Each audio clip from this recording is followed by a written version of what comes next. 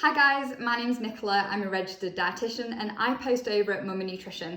In this IGTV, I'm going to be bringing you my top 10 tips for weaning. My first tip is to not rush into it. Most babies should wait until they're around 6 months of age, can support themselves in a high chair, can coordinate bringing food up to their mouths, and then finally they can swallow their food rather than spitting it back out. My second tip is to allow your baby to become familiar with the weaning environment before you actually start. So when my baby was around 5 months old, we popped him in the high chair along with some toys, and what this meant is that when we finally did introduce food, he wasn't as distracted. My third tip is to start with vegetables first, either pureed with your baby's normal milk or on their own, or as finger foods, before moving on to sweeter things like fruit, as well as porridge, yogurt, beans, lentils and meat. My fourth tip is that when you come to introduce potential allergens like peanut, you start with a really small amount and you leave at least 3 days gap in between them to monitor for any symptoms.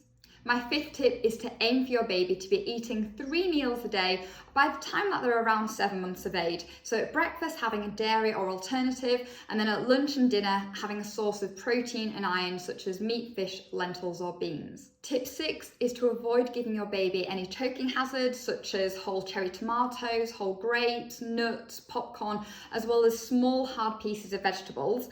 You should also avoid adding any extra salt or sugar, including honey, to your baby's meals. Babies can only have honey after 12 months of age. Tip 7 is to offer your baby a small amount of water with each meal to teach them how to drink.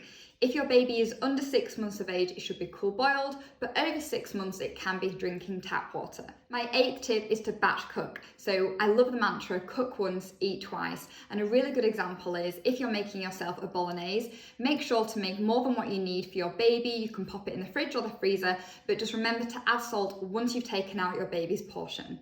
Tip 9 is to remember your baby's supplements. So all babies who are having less than 500 mils of formula need a vitamin D supplement from birth, and then from 6 months they need A, C as well as D. My 10th and final tip is to try to relax and enjoy the weaning process. It really does go by so quickly, and if you're relaxed, the chances are that your baby will relax and that they will eat more too. I really hope that you found these tips useful, and I would love to know if you've got any more in the comments. Thanks for watching guys, bye!